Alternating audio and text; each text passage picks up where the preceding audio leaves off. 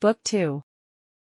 High on a throne of royal state, which far outshone the wealth or Ormus and of Ind, or where the gorgeous East with richest hand showers on her kings barbaric pearl and gold, Satan exalted, sat, by merit raised to that bad eminence, and, from despair, thus high uplifted beyond hope, aspires beyond thus high, insatiate to pursue vain war with heaven, and, by success untaught, his proud imaginations thus displayed. Powers and dominions, deities of heaven. For, since no deep within her gulf can hold immortal vigor, though oppressed and fallen, I give not heaven for lost, from this descent. Celestial virtues rising will appear more glorious and more dread than from no fall, and trust themselves to fear no second fate. Me though just right, and the fixed laws of heaven, did first create your leader, next, free choice. With what besides in council or in fight hath been achieved of merit, yet this loss, thus far at least recovered, hath much more established in a safe, unenvied throne, yielded with full consent. The happier state in heaven, which follows dignity, might draw envy from each inferior, but who here will envy whom the highest place exposes? Foremost to stand against the thunderer's aim, your bulwark, and condemns to greatest share of endless pain? Where there is, then, no good for which to strive, no strife can grow up there from faction, for none sure will claim in hell precedence, none whose portion is so small of present pain that with ambitious mind will covet more. With this advantage, then, to union, and firm faith, and firm accord, more than can be in heaven, we now return. To claim our just inheritance of old, surer to prosper than prosperity, could have assured us, and by what best way, whether of open war, or covert guile, we now debate. Who can advise, may speak. He ceased, and next him Moloch, sceptred king, stood up, the strongest and the fiercest spirit that fought in heaven, now fiercer, by despair. His trust was with eternal to be deemed equal in strength, and rather than be less, cared not to be at all, with that care lost went all his fear, of God, or hell, or worse, he recked not, and these words thereafter spoke. My sentence is for open war. Of wiles, more unexpert, I boast not, them let those contrive who need, or when they need, not now. For, while they sit contriving, shall the rest millions that stand in arms, and longing wait the signal to ascend, sit lingering here, heaven's fugitives, and for their dwelling place accept this dark opprobrious den of shame, the prison of his tyranny, who reigns by our delay? No. Let us rather choose, armed with hell flames and fury, all at once, o'er heaven's high towers, to force resistless way, turning our tortures into horrid arms against the torturer, when, to meet the noise of his almighty engine, he shall hear infernal thunder, and, for lightning, see black fire and horror shot with equal rage among his angels, and his throne itself mixed with Tartarian sulfur and strange fire, his own invented torments. But perhaps the way seems difficult, and steep to scale with upright wing against a higher foe. Let such bethink them, if the sleepy drench of that forgetful lake benumb not still, that in our proper motion we ascend up to our native seat, descent and fall to us is adverse. Who but felt of late, when the fierce foe hung on our broken rear, insulting, and pursued us through the deep, with what compulsion and laborious flight we sunk thus low? Ascent is easy, then, event is feared. Should we again provoke our stronger, some worse way his wrath may find to our destruction, if there be in hell fear to be worse destroyed. What can be worse than to dwell here, driven out from bliss, condemned in this abhorred deep to utter woe, where pain of unextinguishable fire must exercise us without hope of end? The vassals of his anger, when the scourge, inexorably, and the torturing hour, calls us to penance? More destroyed than thus, we should be quite abolished, and expire. What fear we then? What doubt we to incense? His utmost ire? Which, to the height enraged, will either quite consume us, and reduce to nothing this essential, happier far than miserable, to have eternal being. Or, if our substance be indeed divine, and cannot cease to be, we are at worst on this side nothing, and by proof we feel our power sufficient to disturb his heaven, and with perpetual inroads to alarm, though inaccessible, his fatal throne. Which, if not victory, is yet revenge. He ended frowning, and his look denounced desperate revenge, and battle dangerous to less than gods. On th other side uprose Belial, in act more graceful and humane. A fairer person lost not heaven, he seemed, for dignity composed, and high exploit.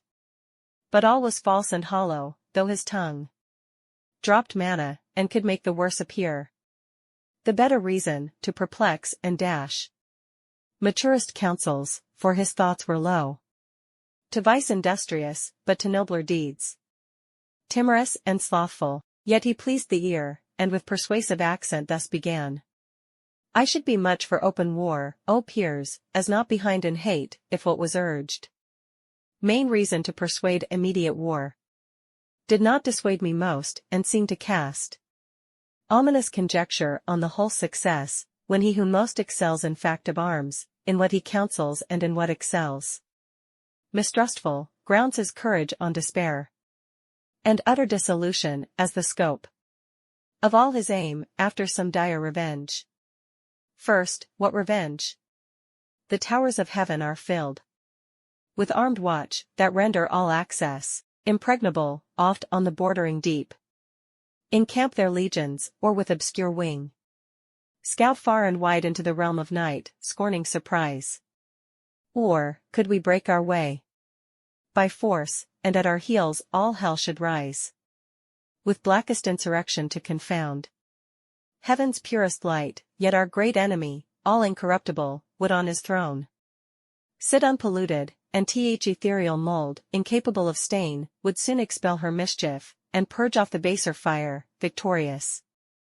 Thus repulsed, our final hope is flat despair. We must exasperate th almighty victor to spend all his rage, and that must end us, that must be our cure.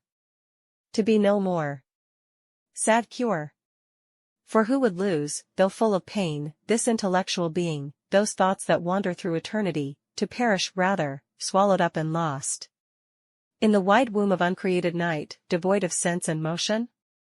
And who knows, let this be good, whether our angry foe can give it, or will ever? How he can is doubtful, that he never will is sure.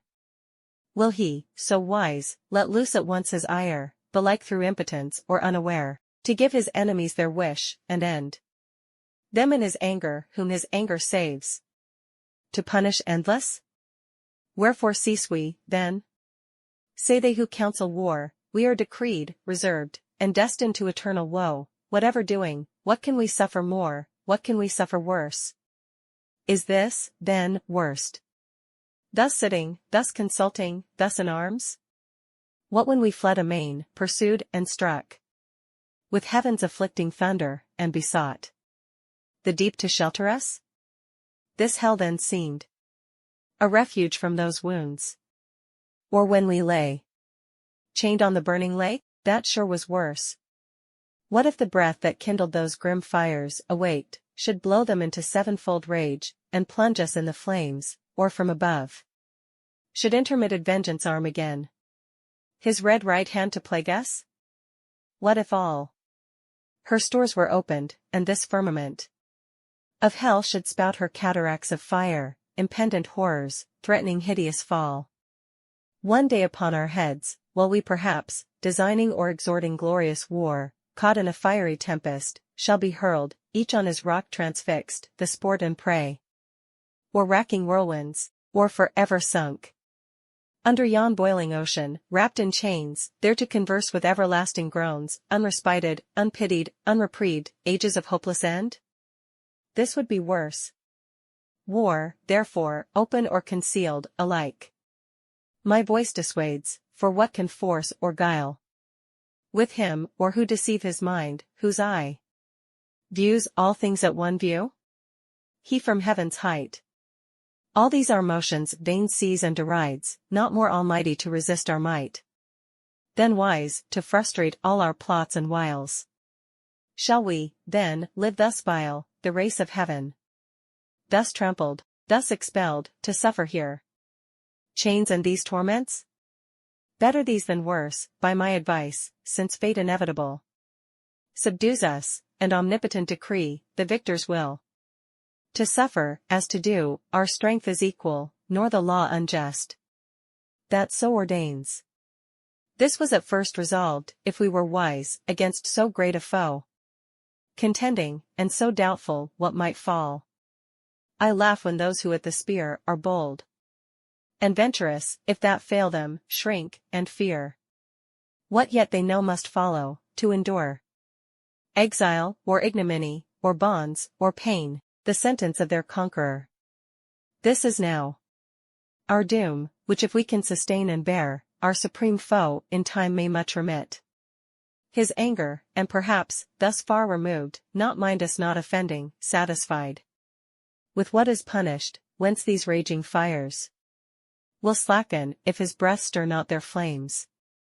Our purer essence then will overcome their noxious vapor, or, inured, not feel, or, changed at length, and to the place conformed in temper and in nature, will receive familiar the fierce heat, and, void of pain, this horror will grow mild, this darkness light, besides what hope the never-ending flight of future days may bring, what chance, what change worth waiting, since our present lot appears for happy though, but ill, for ill not worst, if we procure not to ourselves more woe.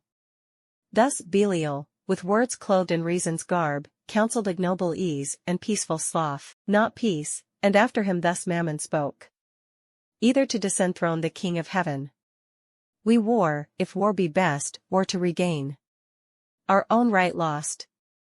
Him to unthrone we then may hope, when everlasting fate shall yield to fickle chance, and chaos judge the strife. The former, vain to hope, argues as vain. The latter, for what place can be for us within heaven's bound, unless heaven's Lord supreme we overpower? Suppose he should relent and publish grace to all, on promise made of new subjection, with what eyes could we stand in his presence humble, and receive strict laws imposed, to celebrate his throne with warbled hymns, and to his Godhead sing forced hallelujahs, while he lordly sits our envied sovereign, and his altar breathes ambrosial odors and ambrosial flowers, our servile offerings? This must be our task in heaven, this our delight. How wearisome eternity so spent in worship paid to whom we hate. Let us not then pursue, by force impossible, by leave obtained unacceptable, though in heaven, our state of splendid vassalage, but rather seek our own good from ourselves, and from our own life to ourselves, though in this vast recess, free and to none accountable, preferring hard liberty, before the easy yoke of servile pomp. Our greatness will appear then most conspicuous when great things of small, useful of hurtful, prosperous of adverse, we can create, and in what place soe'er thrive under evil, and work ease out of pain through labor and endurance. This deep world of darkness do we dread? How oft amidst thick clouds and dark doth heaven's all-ruling Sire choose to reside, his glory unobscured, and with the majesty of darkness round covers his throne, from whence deep thunders roar, mustering their rage, and heaven resembles hell. As he our darkness, cannot we his light imitate when we please? This desert soil wants not her hidden luster, gems and gold, nor want we skill or art from whence to raise magnificence, and what can heaven show more? Our torments also may, in length of time, become our elements, these piercing fires As soft as now severe, our temper changed into their temper, which must needs remove the sensible of pain. All things invite to peaceful counsels, and the settled state of order, how in safety best we may compose our present evils, with regard of what we are and where, dismissing quite all thoughts of war. Ye have what I advise. He scarce had finished, when such murmur filled th assembly as when hollow rocks retain the sound of blustering winds, which all night long had roused the sea, now with hoarse cadence lull seafaring men overwatched, whose bark by chance or pinnace anchors in a craggy bay. After the tempest, such applause was heard as Mammon ended, and his sentence pleased, advising peace, for such another field they dreaded worse than hell, so much the fear of thunder and the sword of Michael wrought still within them, and no less desire to found this nether empire, which might rise, by policy and long process of time, in emulation opposite to heaven. Which when Beelzebub perceived, than whom, Satan except, none higher sat, with grave aspect he rose, and in his rising seemed a pillar of state. Deep on his front engraven deliberation sat, and public care, and princely counsel in his face yet shone, majestic, though in ruin, sage he stood, with Atlantean shoulders, fit to bear the weight of mightiest monarchies. His look drew audience and attention, still as night or summer's noontide air, while thus he spoke. Thrones and imperial powers, offspring of heaven, ethereal virtues, or these titles now must we renounce, and, changing style, be called princes of hell? For so the popular vote inclines, here to continue, and build up here a growing empire, doubtless, while we dream, and know not that the King of heaven hath doomed this place our dungeon, not our safe retreat, beyond his potent arm, to live exempt from heaven's high jurisdiction, in new league banded against his throne, but to remain in strictest bondage, though thus far removed, under th inevitable curb, reserved his captive multitude. For he, to be sure, in height or depth, still first and last will reign, sole king, and of his kingdom lose no part by our revolt, but over hell extend his empire, and with iron scepter rule us here, as with his golden those in heaven. What sit we then projecting peace and war?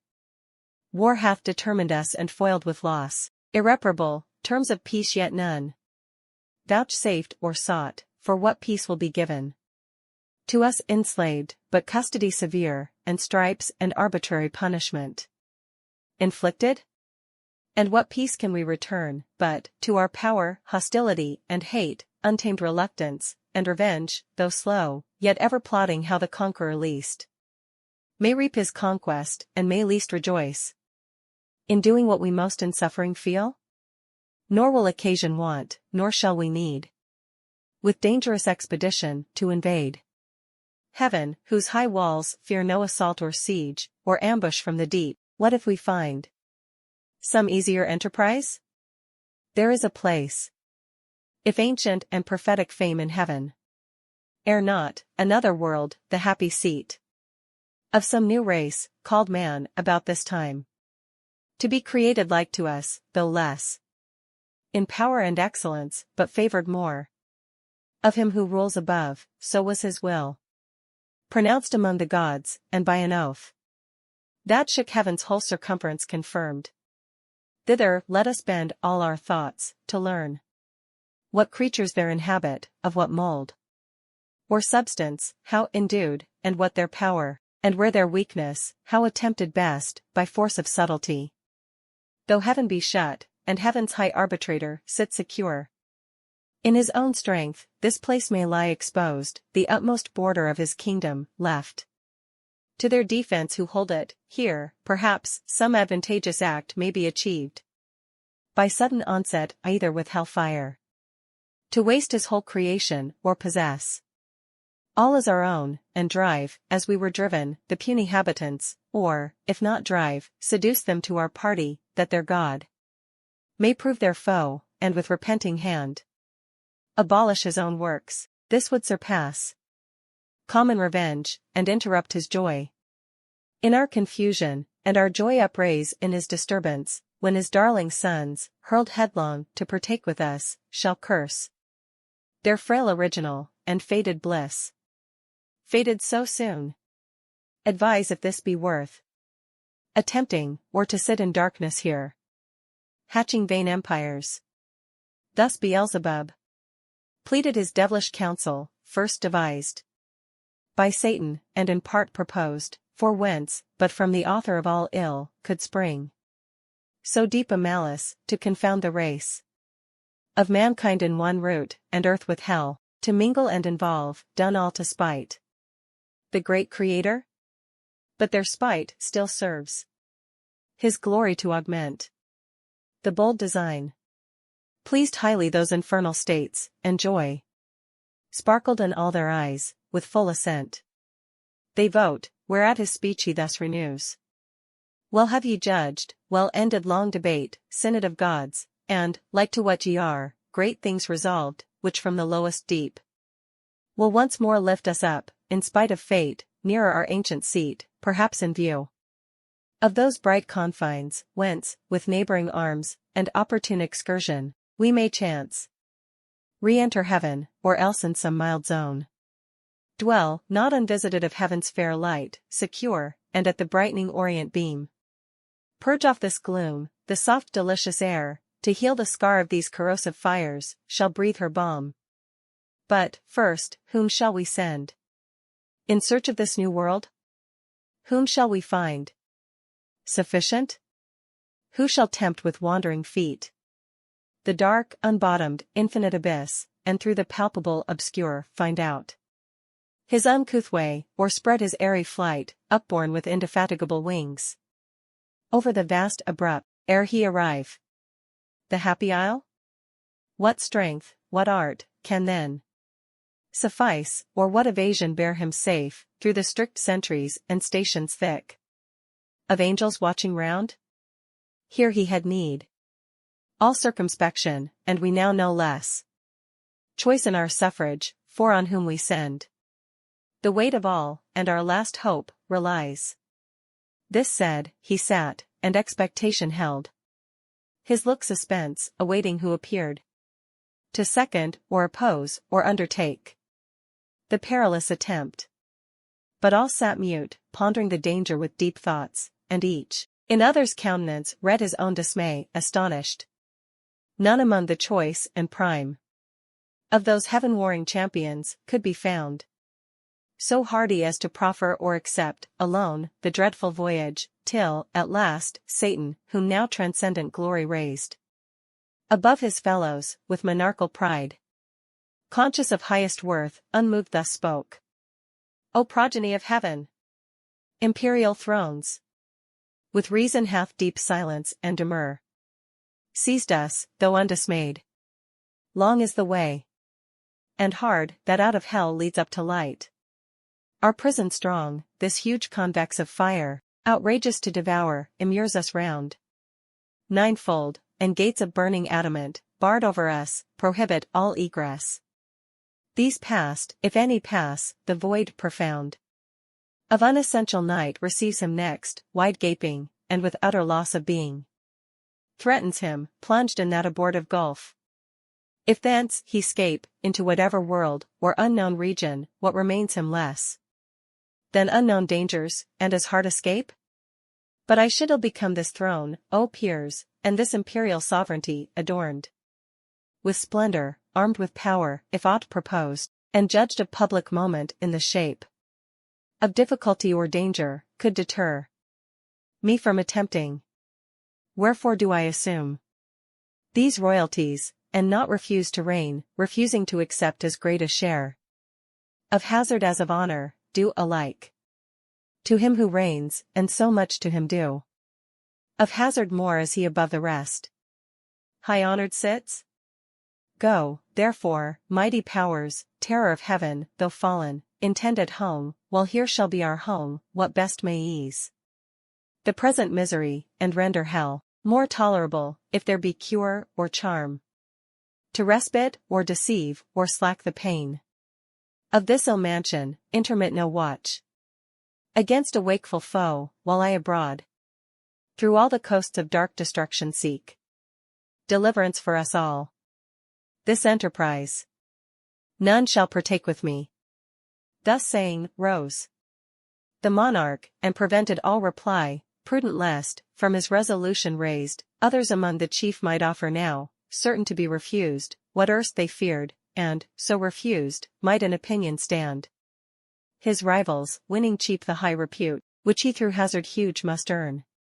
But they dreaded not more adventure than his voice forbidding, and at once with him they rose. Their rising all at once was as the sound of thunder heard remote.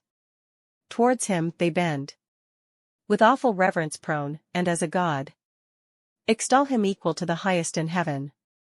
Nor failed they to express how much they praised that for the general safety he despised his own, for neither do the spirits damned lose all their virtue, lest bad men should boast their specious deeds on earth, which glory excites, or close ambition varnished o'er with zeal. Thus they their doubtful consultations dark ended, rejoicing in their matchless chief. As, when from mountain tops the dusky clouds ascending, while the north wind sleeps overspread heaven's cheerful face, the lowering element scowls o'er the darkened landscape, snow or shower, if chance the radiant sun, with farewell sweet, extend his evening beam, the fields revive, the birds their notes renew, and bleating herds attest their joy, that hill and valley rings. O shame to men! Devil with devil damned. Firm concord holds, men only disagree. Of creatures rational, though under hope of heavenly grace, and, God proclaiming peace, yet live in hatred, enmity, and strife among themselves, and levy cruel wars, wasting the earth, each other to destroy. As if, which might induce us to accord, man had not hellish foes enow besides, that day and night for his destruction wait. The Stygian council thus dissolved, and forth in order came the grand infernal peers. Midst came their mighty paramount, and seemed alone antagonist of heaven, nor less than hell's dread emperor, with pomp supreme and godlike imitated state, him round a globe of fiery seraphim enclosed, with bright emblazonry, and horrid arms. Then of their session ended they bid cry, with trumpets regal sound the great result. Toward the four winds four speedy cherubim put to their mouths the sounding alchemy, by herald's voice explained, the hollow abyss heard far and wide, and all the host of hell with deafening shout returned them loud acclaim.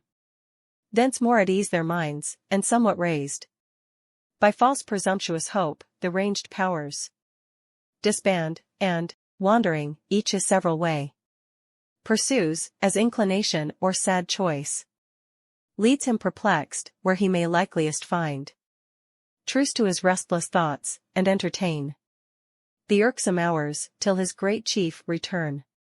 Part on the plain, or in the air sublime, upon the wing or in swift race contend, as at Olympian games or Pythian fields, part curb their fiery steeds, or shun the goal with rapid wheels, or fronted brigades form. As when, to warn proud cities, war appears waged in the troubled sky, and armies rush to battle in the clouds, before each van prick forth the airy knights, and couch their spears, till thickest legions, close, with feats of arms from either end of heaven the welkin burns. Others, with vast Typhoean rage, more fell, rend up both rocks and hills, and ride the air in whirlwind. Hell scarce holds the wild uproar, as when Alcides, from Oechalia crowned with conquest, felt envenomed robe, and tore through pain up by the roots Thessalian pines, and Lycus from the top of Ida threw into Euboic sea. Others, more mild, retreated in a silent valley, sing with notes angelical to many a harp their own heroic deeds, and hapless fall by doom of battle, and complain that fate Free virtue should enthrall to force or chance. Their song was partial, but the harmony. What could it less when spirits immortal sing? Suspended hell, and took with ravishment the thronging audience. In discourse more sweet. For eloquence the soul, song charms the sense. Others apart sat on a hill retired, in thoughts more elevate, and reasoned high. Of providence, foreknowledge, will, and fate. Fixed fate, free will, foreknowledge absolute, and found no end, in wandering mazes lost. Of good and evil much they argued then, of happiness and final misery, passion and apathy, and glory and shame. Vain wisdom all, and false philosophy.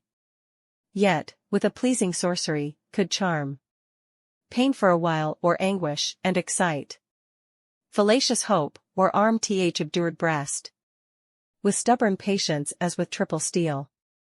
Another part, in squadrons and gross bands, on bold adventure to discover wide that dismal world, if any climb perhaps might yield them easier habitation, bend for ways their flying march along the banks of 4 infernal rivers, that disgorge into the burning lake their baleful streams.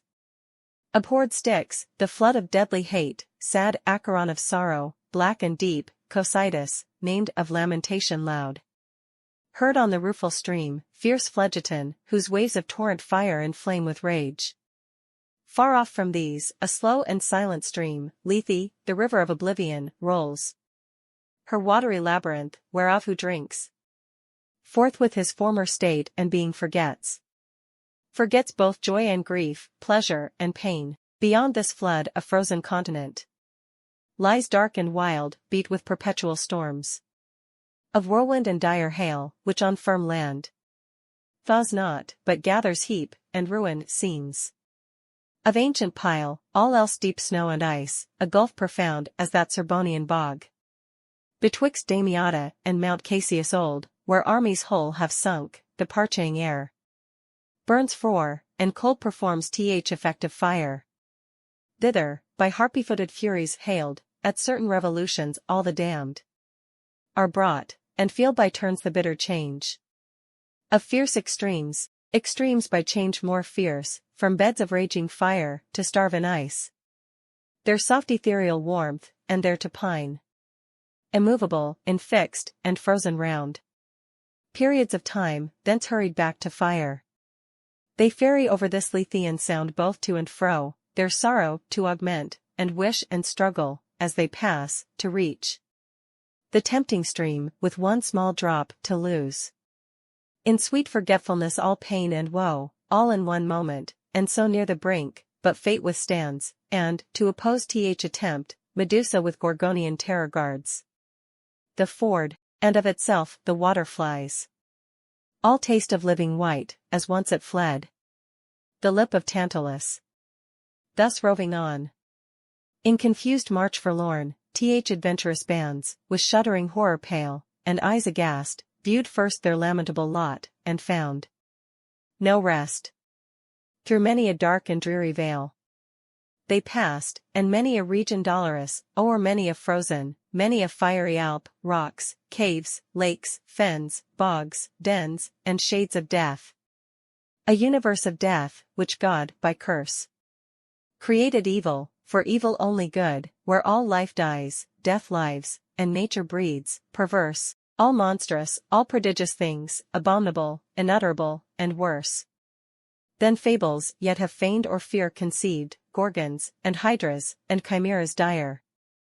Meanwhile, the adversary of God and man, Satan, with thoughts inflamed of highest design, puts on swift wings, and toward the gates of hell explores his solitary flight. Sometimes he scours the right-hand coast, sometimes the left, now shaves with level wing the deep, then soars up to the fiery concave towering high, as when far off at sea a fleet descried hangs in the clouds, by equinoctial winds, close sailing from Bengala, or the isles of Ternate and Tidor, whence merchants bring their spicy drugs. They on the trading flood, through the wide Ethiopian to the Cape, ply stemming nightly toward the pole, so seemed far off the flying fiend at last appear, hellbounds, high reaching to the horrid roof, and thrice threefold the gates, 3 folds were brass, 3 iron, 3 of adamant and rock, impenetrable, impaled with circling fire, yet unconsumed.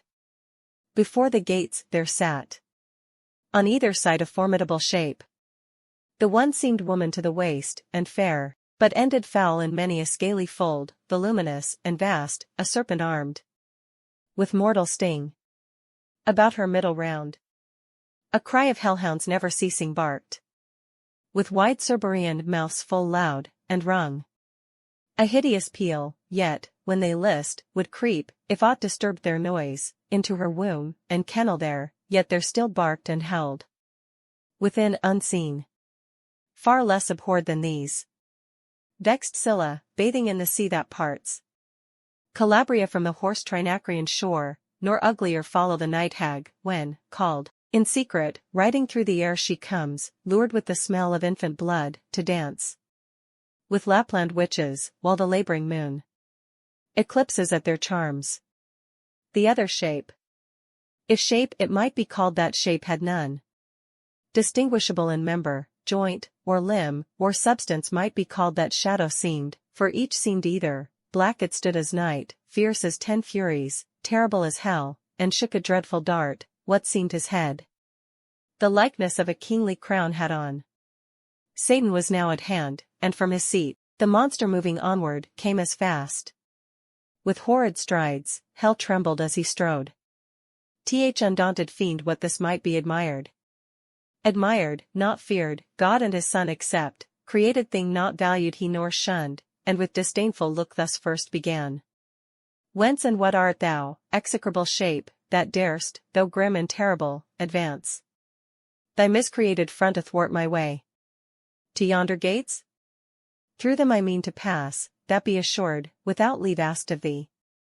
Retire, or taste thy folly, and learn by proof, hell-born, not to contend with spirits of heaven.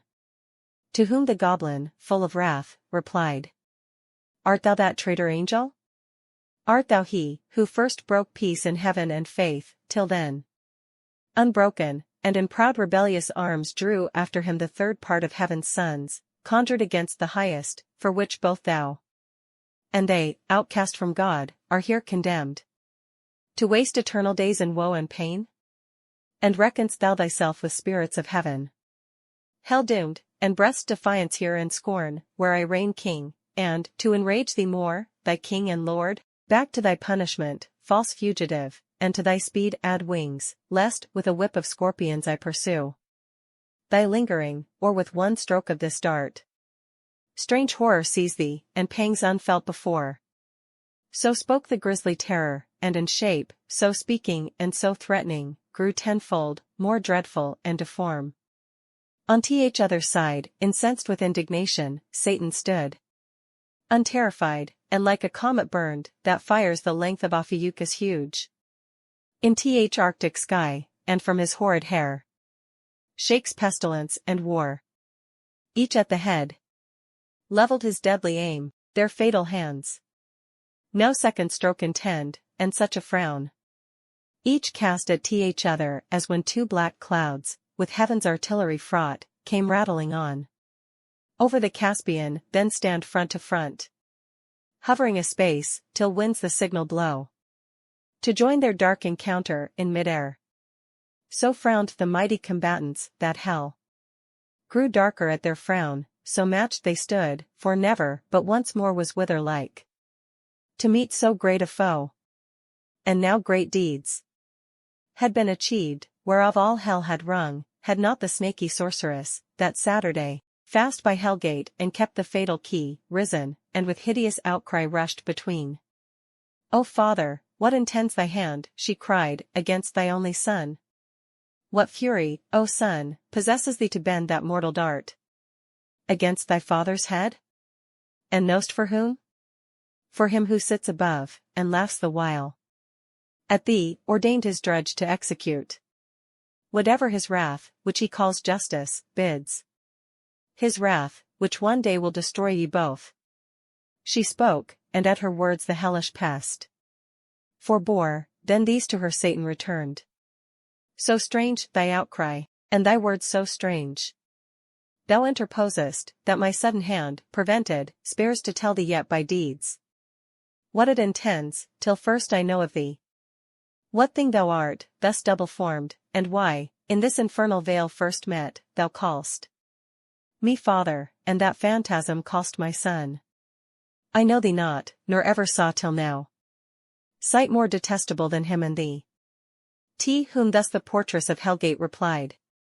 Hast thou forgot me, then, and do I seem now in thine eye so fell, once deemed so fair?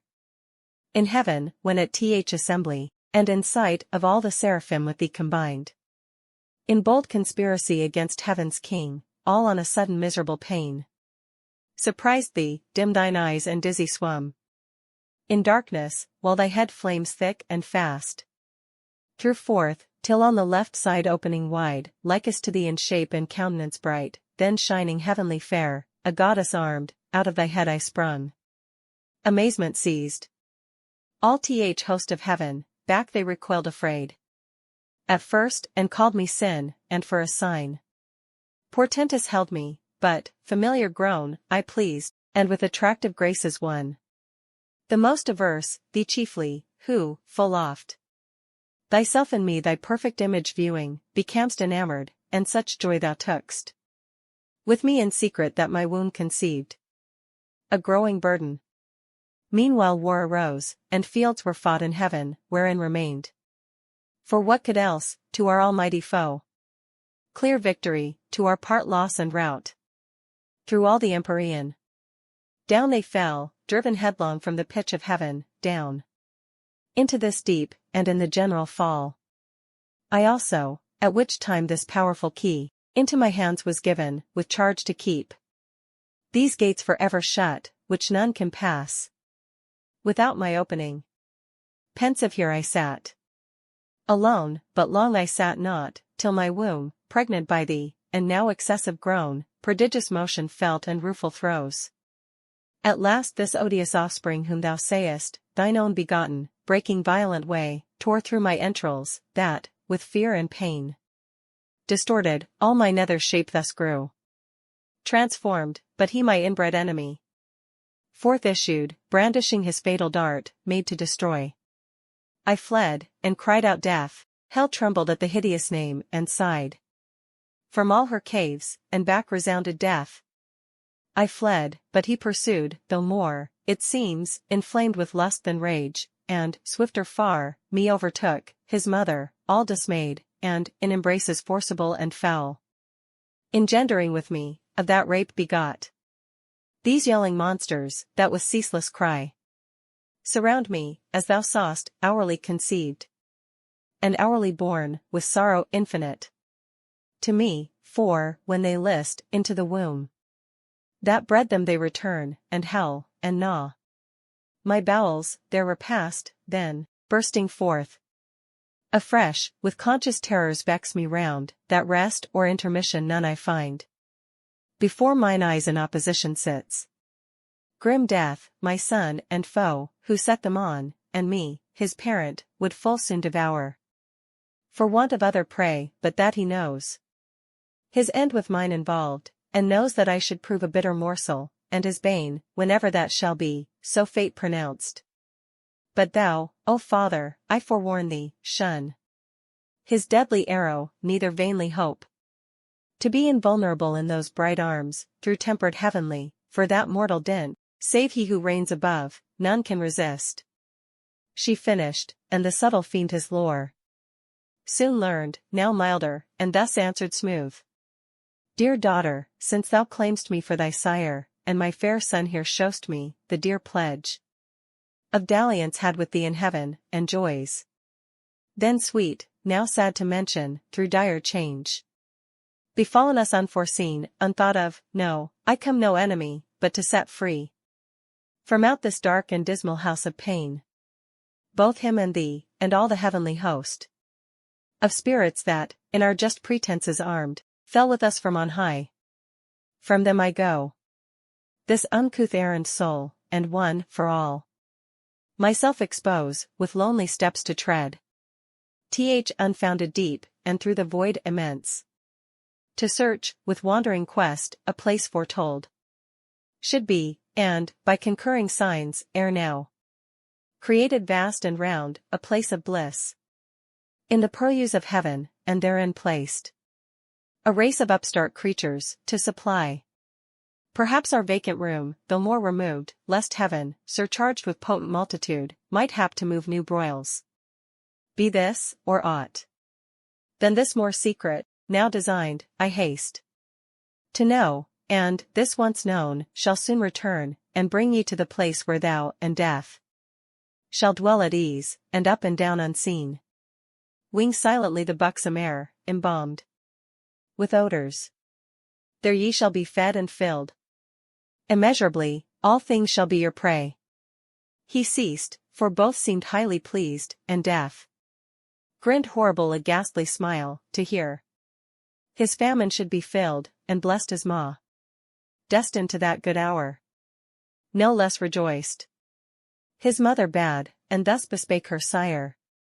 The key of this infernal pit, by due, and by command of heaven's all-powerful king, I keep, by him forbidden, to unlock these adamantine gates, against all force.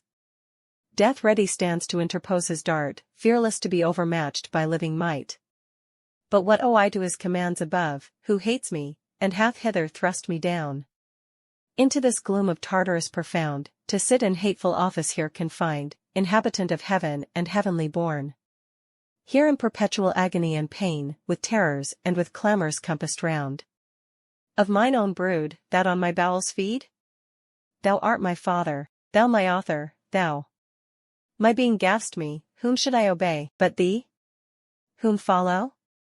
Thou wilt bring me soon to that new world of light and bliss, among the gods who live at ease, where I shall reign at thy right hand voluptuous, as beseems thy daughter and thy darling, without end. Thus saying, from her side the fatal key, sad instrument of all our woe, she took, and, towards the gate rolling her bestial train, forthwith the huge portcullis high updrew, which, but herself, not all the Stygian powers could once have moved, then in the keyhole turns. Intricate wards, and every bolt and bar, of massy iron or solid rock, with ease unfastens. On a sudden open fly, with impetuous recoil and jarring sound, infernal doors, and on their hinges great harsh thunder, that the lowest bottom shook. Of Erebus she opened, but to shut excelled her power. The gates wide open stood, that with extended wings a bannered host, under spread ensigns marching, might pass through. With horse and chariots ranked in loose array, so wide they stood, and like a furnace mouth cast forth redounding smoke and ruddy flame. Before their eyes in sudden view appear the secrets of the hoary deep, a dark, illimitable ocean, without bound, without dimension, where length, breadth, and height, and time, and place, are lost, where eldest night and chaos, ancestors of nature, hold eternal anarchy amidst the noise of endless wars, and by confusion stand.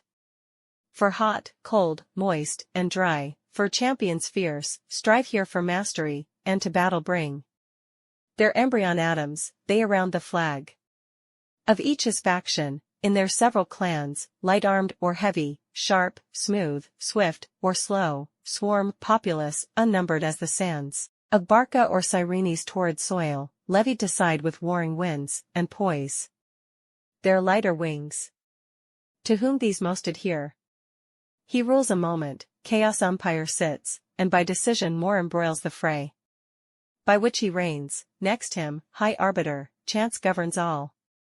Into this wild abyss, the womb of nature, and perhaps her grave, of neither sea, nor shore, nor air, nor fire, but all these and their pregnant causes, mixed confusedly, and which thus must ever fight, unless Almighty Maker them ordain his dark materials to create more worlds. Into this wild abyss, the wary fiend stood on the brink of hell and looked awhile, pondering his voyage, for no narrow frith he had to cross. Nor was his ear less peeled with noises loud and ruinous, to compare great things with small, than when Bellona storms With all her battering engines, bent to raise some capital city, or less than if this frame of heaven were falling, and these elements in mutiny had from her axle torn the steadfast earth.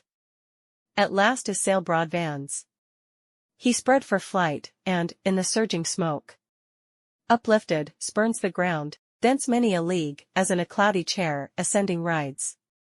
Audacious, but, that seat soon failing, meets a vast vacuity. All unawares, fluttering his pennant's vein, plumb down he drops 10,000 fathom deep, and to this hour down had been falling, had not, by ill chance, the strong rebuff of some tumultuous cloud, instinct with fire and nitre, hurried him as many miles aloft.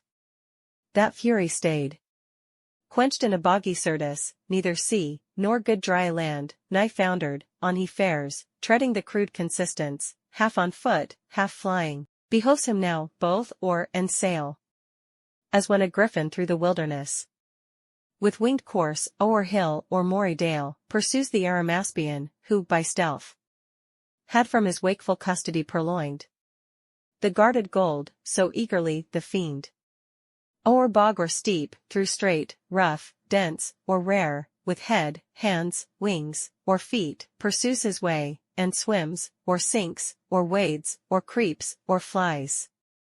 At length a universal hubbub wild of stunning sounds, and voices all confused, borne through the hollow dark, assaults his ear with loudest vehemence. Thither he plies, undaunted, to meet their whatever power or spirit of the nethermost abyss might in that noise reside, of whom to ask which way the nearest coast of darkness lies, bordering on light, when straight behold the throne of chaos, and his dark pavilion spread wide on the wasteful deep. With him enthroned sat sable-vested Night, eldest of things, the consort of his reign, and by them stood Orcus and Aides, and the dreaded name of Demogorgon, rumor next, and chance, and tumult, and confusion, all embroiled, and discord with 1,000 various mouths. Whom Satan, turning boldly, thus, ye powers and spiritus of this nethermost abyss, chaos and ancient night, I come now spy, with purpose to explore, or to disturb the secrets of your realm, but, by constraint, wandering this darksome desert, as my way lies through your spacious empire up to light, alone and without guide, half lost, I seek what readiest path leads where your gloomy bounds confine with heaven, or, if some other place, from your dominion one, ethereal king, possesses lately, thither to arrive. I travel this profound. Direct my course. Directed, no mean recompense it brings to your behoof, if I that region lost, all usurpation thence expelled, reduce to her original darkness and your sway, which is my present journey, and once more erect the standard there of ancient night. Yours, bth advantage all, mine the revenge. Thus Satan, and him thus the anarch old, with faltering speech and visage incomposed, answered, I know thee, stranger, who thou art. That mighty leading angel, who of late made head against heaven's king, though overthrown. I saw and heard, for such a numerous host fled not in silence through the fright deep, with ruin upon ruin, rout on rout, confusion worse confounded, and heaven gates poured out by millions her victorious bands, pursuing. I upon my frontiers here keep residence, if all I can will serve that little which is left so to defend, encroached on still through our intestine broils, weakening the scepter of old night, first, hell, your dungeon, stretching far and wide beneath, now lately heaven and earth, another world, hung o'er my realm, linked in a golden chain, to that side heaven from whence your legions fell. If that way be your walk, you have not far, so much the nearer danger. Go, and speed, havoc, and spoil, and ruin, are my gain. He ceased, and Satan stayed not to reply, but, glad that now his sea should find a shore, with fresh alacrity and force renewed, springs upward, like a pyramid of fire, into the wild expanse, and through the shock of fighting elements, on all sides round environed, wins his way, harder beset. and more endangered than when Argo passed through Bosporus betwixt the jestling rocks, or when Ulysses on the larboard shunned Charybdis, and by other whirlpool steered. So he with difficulty and labor hard moved on, with difficulty and labor but he once passed, soon after, when man fell, strange alteration. Sin and death amain, following his track, such was the will of heaven. Paved after him a broad and beaten way over the dark abyss, whose boiling gulf tamely endured a bridge of wondrous length, from hell continued, reaching utmost orb of this frail world, by which the spirits perverse with easy intercourse pass to and fro, to tempt or punish mortals, except whom God and good angels guard by special grace. But now at last the sacred influence of light appears, and from the walls of heaven shoots far into the bosom of dim night a glimmering dawn.